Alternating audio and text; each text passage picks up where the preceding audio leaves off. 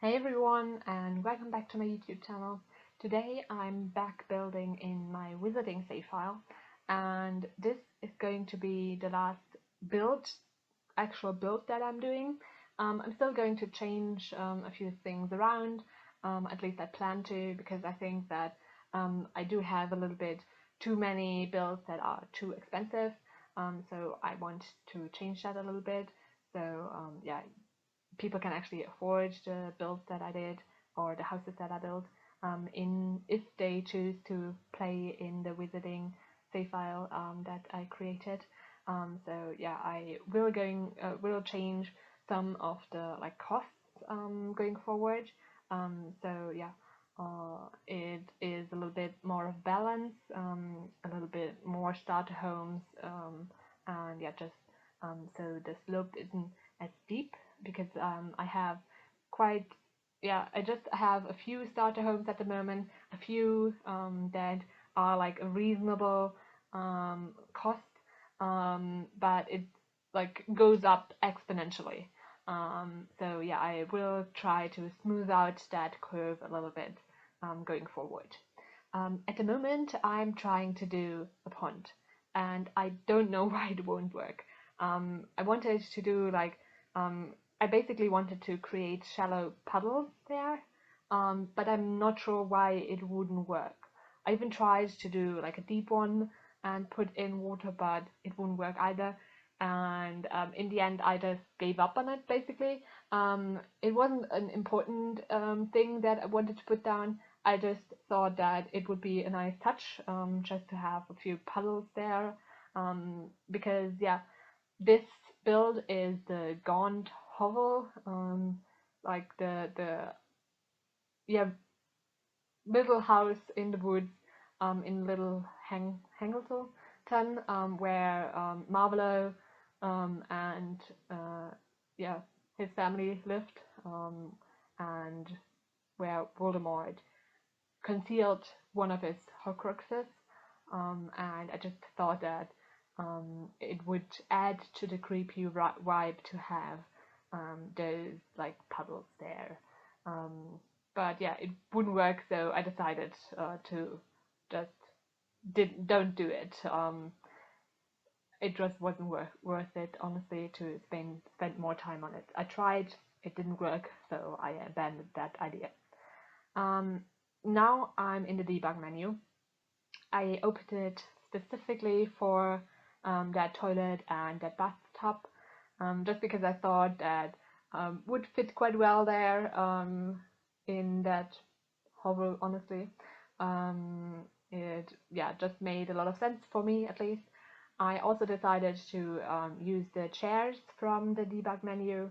Um, I'm not sure if no, I haven't put that down yet, but I will later. I just thought that would be kind of fun, to have it a little bit crooked there. It just made sense for me, at least. But of course, other things are just the normal wet menus, the bed, and so on, the fireplace.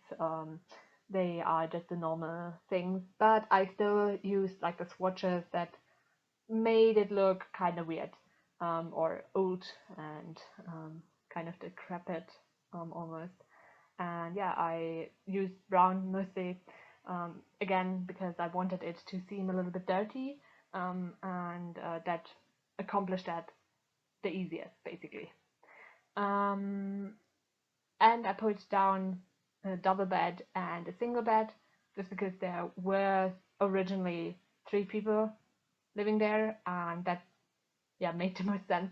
Even though I don't think that you would want to have to sleep in the same bed as your parent, because the father and the two children were living there. But yeah, that was the only way that I could fit it. So I wouldn't have been able to fit any other like space there. So yeah, that was just how it worked out. And afterwards, after I was basically done with the inside, I moved outside and I put down a bunch of debug items outside, a bunch of different trees. I really wanted it to seem like it was in the forest, or at least kind of in the forest, to be a little bit overgrown and also a little bit dark, honestly. And yeah, I accomplished that with lots of trees, and also a lot of darker trees, with like pines, or what, I'm not sure what they are, but yeah, those trees with the needles. I thought that made a lot of sense with what I was going for. And I used the debug menu because I had it open anyway, so I thought, why not?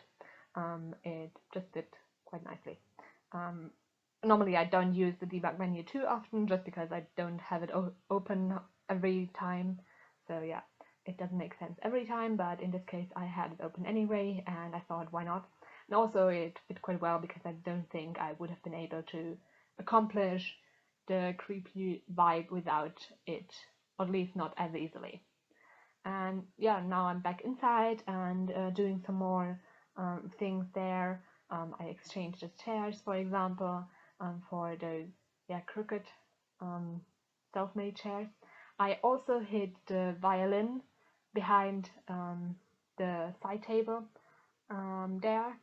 I really wanted it to be like something that is hidden. Merope hid that from her brother and father. That was the idea behind it, at least. Now you can see some screenshots of the build. I hope you like it. You can download it from the gallery. My ID is TGGSims, same as my YouTube channel name. I also hope that you liked the video and will consider pressing the thumbs up button and subscribing. Thanks very much for watching and have a great week. Bye!